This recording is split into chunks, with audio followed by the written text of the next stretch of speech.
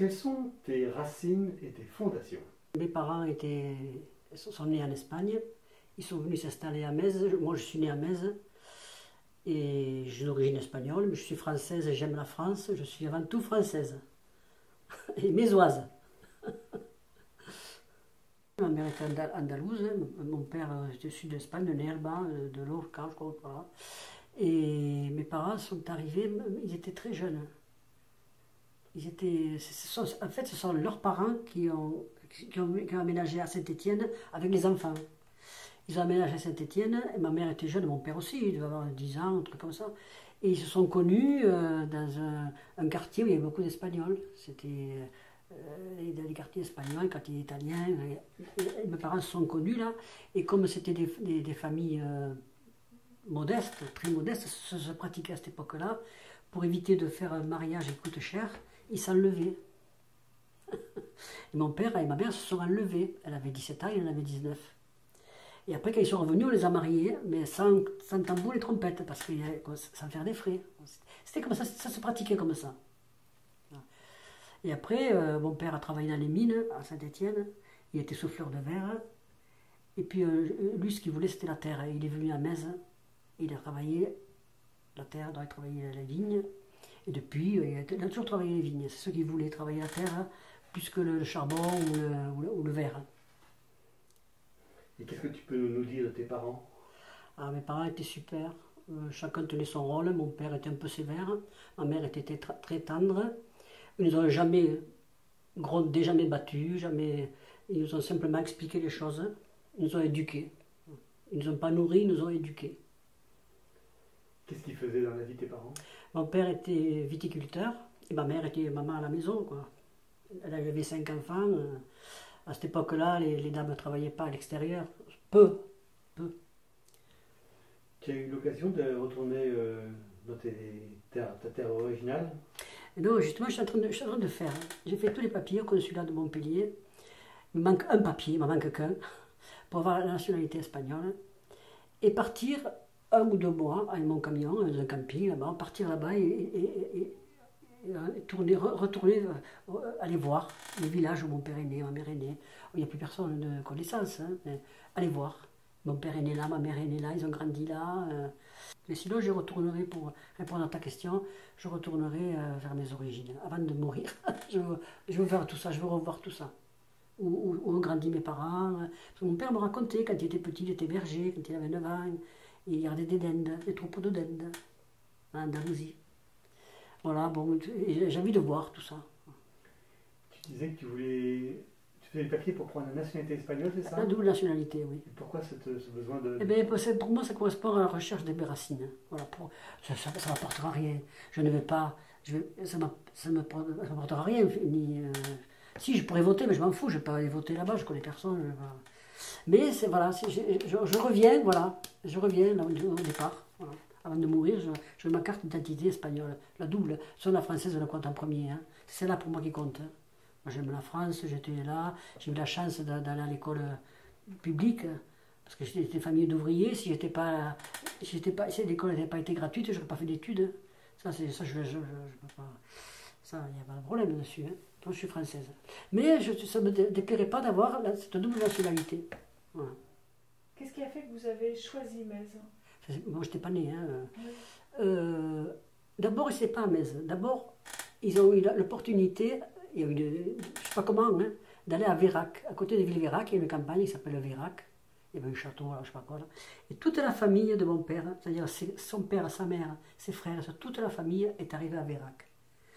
Et ils ont vécu là. Et à un moment donné, mon père avait eu envie d'être indépendant, de sortir un peu.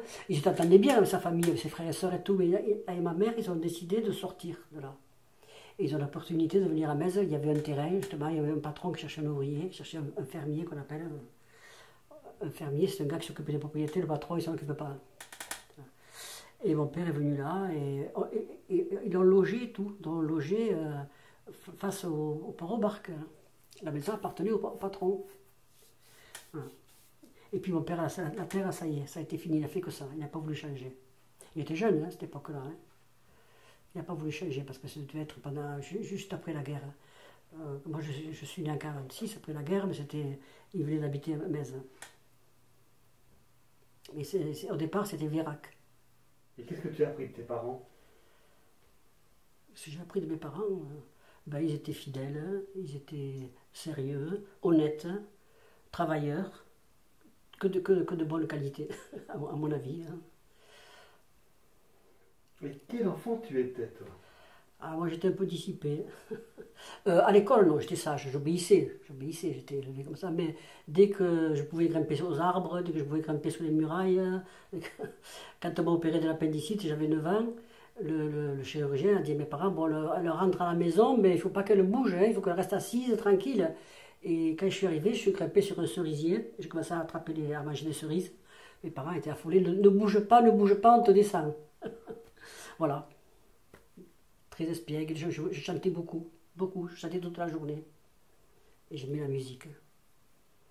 Tu as dit que tu avais des frères et sœurs, c'est ça? Oui, j'ai 2 frères et 2 sœurs Quel- qui sont encore en vie, heureusement. Quels étaient les rapports avec eux quand tu étais petite et comment ça, tout ça a Ben, les évolué? 2 aînés, je ne les ai pas connus puisqu'ils étaient partis de la maison.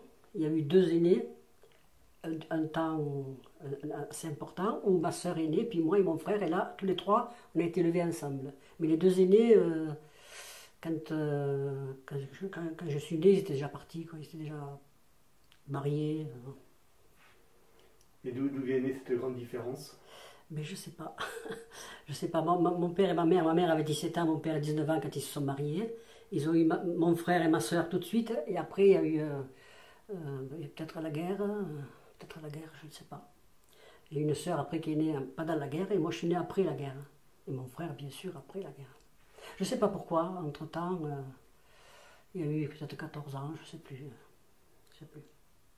Il faudrait que je calcule. Quand tu étais enfant, c'était quoi tes rêves?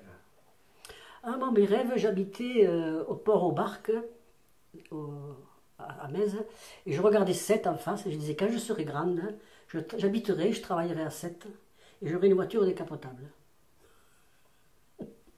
J'ai acheté l'appartement à Sète, et j'ai jamais pu y travailler, j'ai jamais pu. J'ai demandé, mais j'ai jamais pu. Mais bon, j'ai eu une voiture décapotable. Et actuellement, j'ai l'appartement à Sète, et j'y suis la moitié de la semaine. Est-ce que tu peux nous raconter un souvenir particulier de ton enfance qui t'aurait marqué?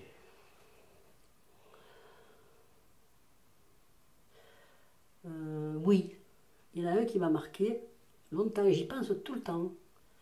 Comme quoi, aux enfants, il ne faut pas leur raconter n'importe quoi. Il faut se méfier. Il faut se méfier, respecter les enfants. J'avais, je sais pas, 5-6 ans, je ne sais pas, j'habitais au port aux Barques. Mon père était viticulteur, ma mère à la maison, et j'avais un petit copain, dont je ne donnerai pas de nom là, hein, un petit copain de mon âge, et il me dit, on va au TOC, on va à l'étang, si tu veux venir, mon père et ma mère, on t'amène.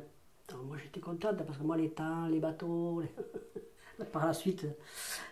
Et j'ai dit à mes parents, il faut me donner le goûter, parce que je vais, avec Daniel, je vais avec ses parents, on va au TOC. Alors, non, mes parents, ils disaient, bon, c'était des gens sérieux, ma mère me prépare un goûter. Je prends le goûter, je m'assieds, je ne rentre pas chez eux parce que j'étais bien élevé, on ne rentrait pas chez les voisins. Je m'assieds sur le seuil de la maison et j'attends. Au bout d'un moment, ma mère elle sort, elle dit, mais qu'est-ce que tu fais là? Je dis, mais j'attends. Elle me dit, mais c'est 4 heures, c'est 5 heures, ils sont déjà partis, ils t'ont pas pris, ils ne m'avaient pas pris. Et ça, et chaque fois que j'ai affaire à un enfant, je me méfie de ne pas raconter de bobards. C'est très important, voilà, pour moi. Voilà un souvenir douloureux. J'en ai pas beaucoup de souvenirs douloureux, mais celui-là, il est douloureux. C'était pas physique. Voilà.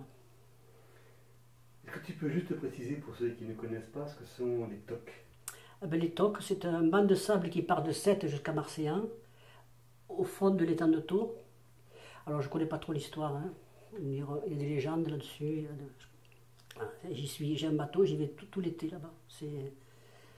J'adore l'étang de Thau, j'adore les TOC.